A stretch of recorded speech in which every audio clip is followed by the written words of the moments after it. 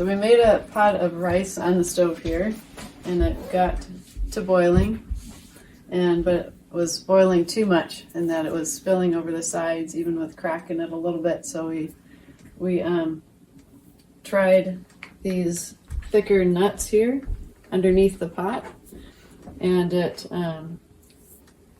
toned it down, but it didn't get it going again enough.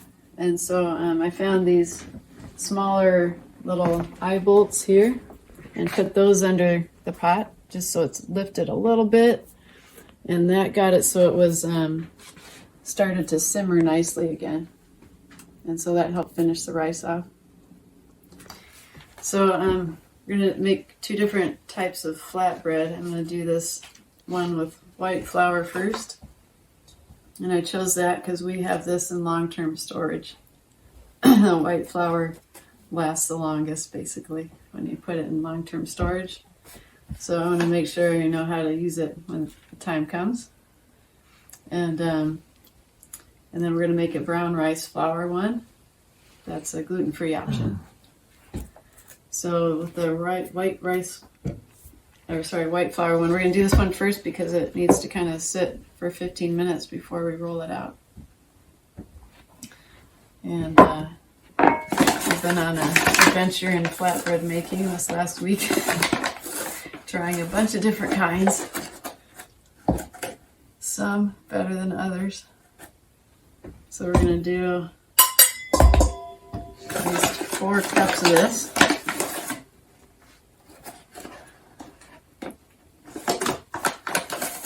Trying to get it out of this thing here.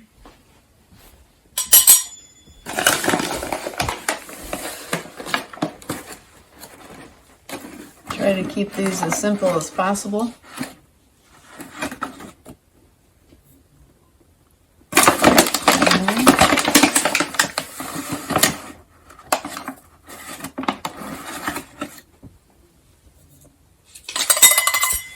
All right, there's our 4 cups.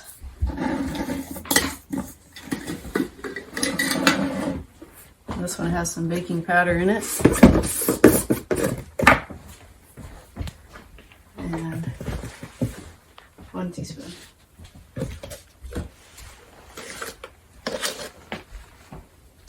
One teaspoon of that.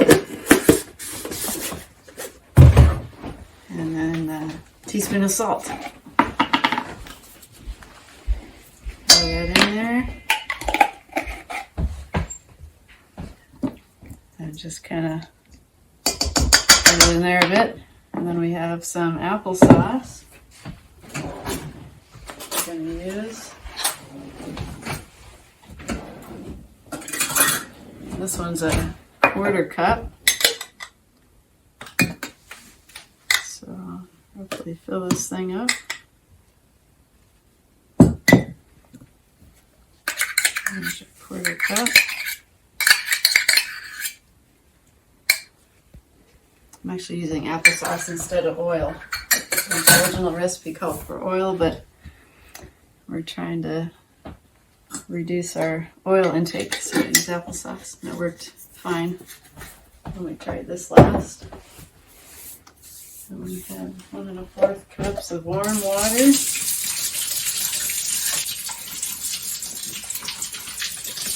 Becky, I like the fact that you use applesauce in there because if you have apple trees, you will always be able to, as long as you have flour, Yeah, you can do it.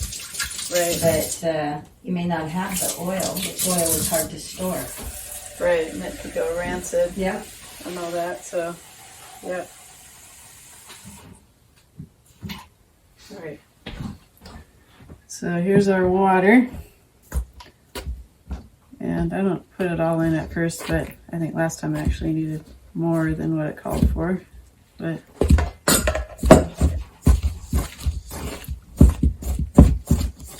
get it kind of mixed in here.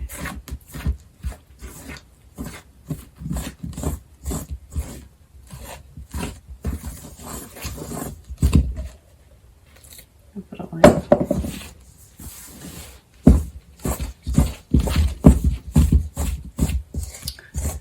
It's nice to have couple different varieties if you're able to with your flours and stuff, because they all have different nutritional values. So white flour is going to be higher on the glycemic index. But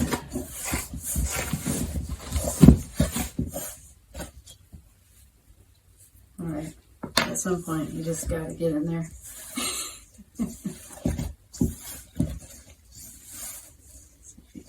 Get it all together here.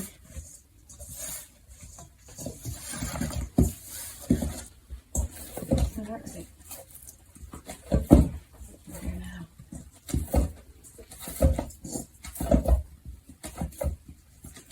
This is your off-grid exercise program. As if you're gonna need it. Right.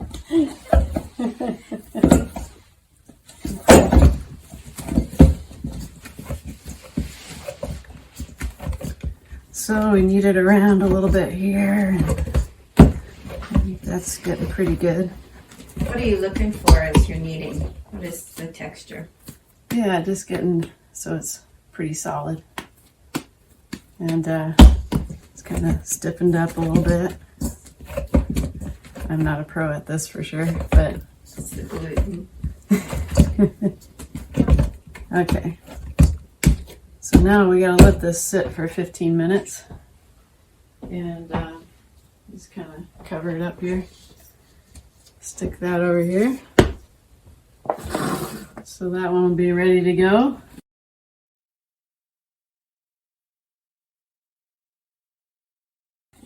And then we'll mix this other one up meantime. Meanwhile. Okay.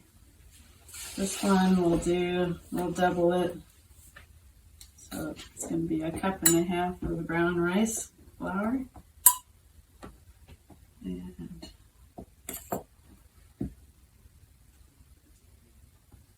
in there.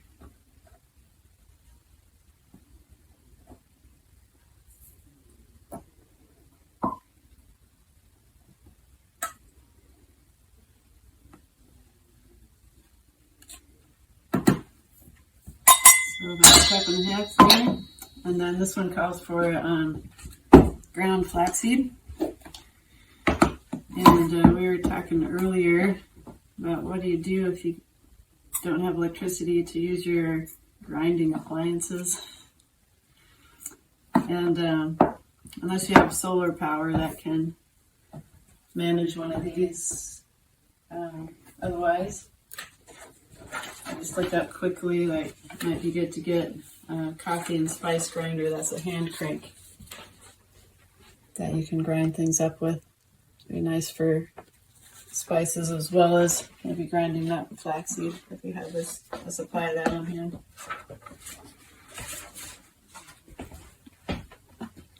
So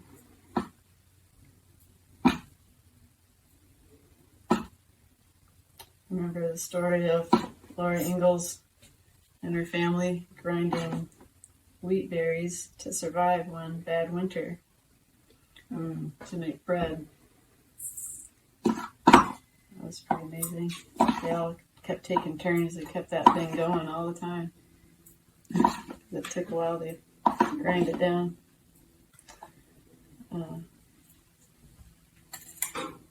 Okay. There's that. Half a teaspoon of salt. Oh no, 1 teaspoon, because we doubled it. Okay. We gotta get water.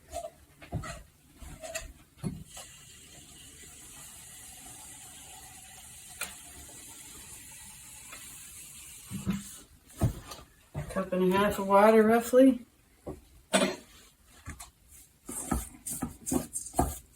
Mix this around a little bit. Put a lot of flax meal in there.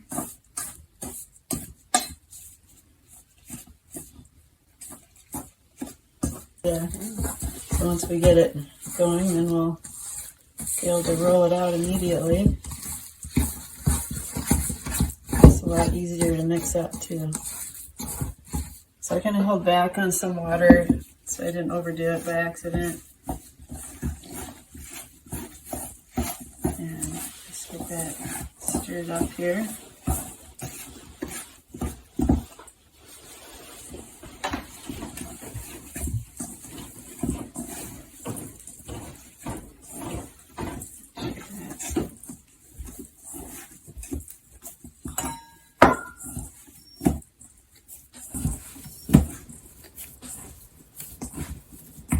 Flax helps hold it together nicely. Otherwise it'd be kind of really more flimsy.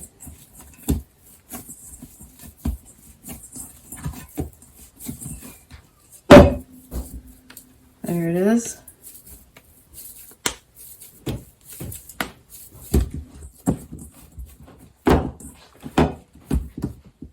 All right.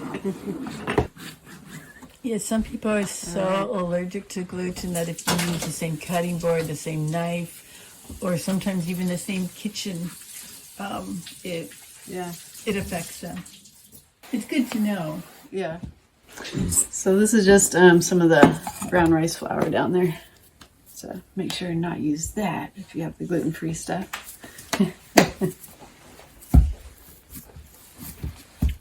This is just one way I've seen people do it to break off sections. Let's see. Focus on this one. Kind of make a little bit of a log roll here. And then you can take your hand and just the length of your fingers.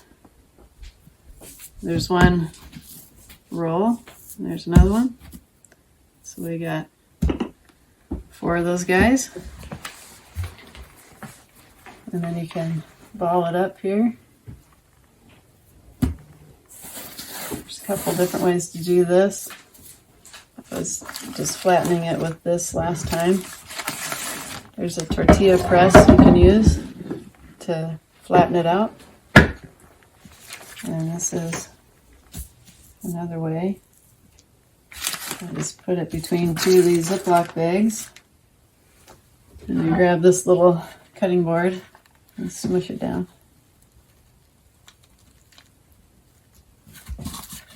And it gets to a nice cast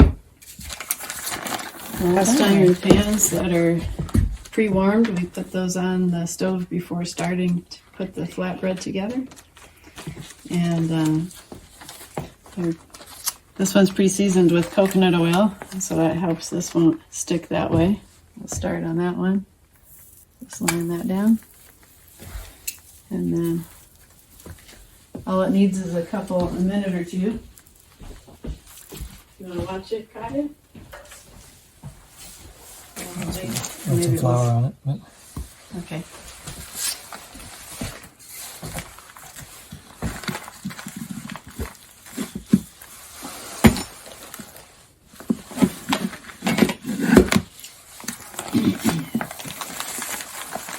good to go.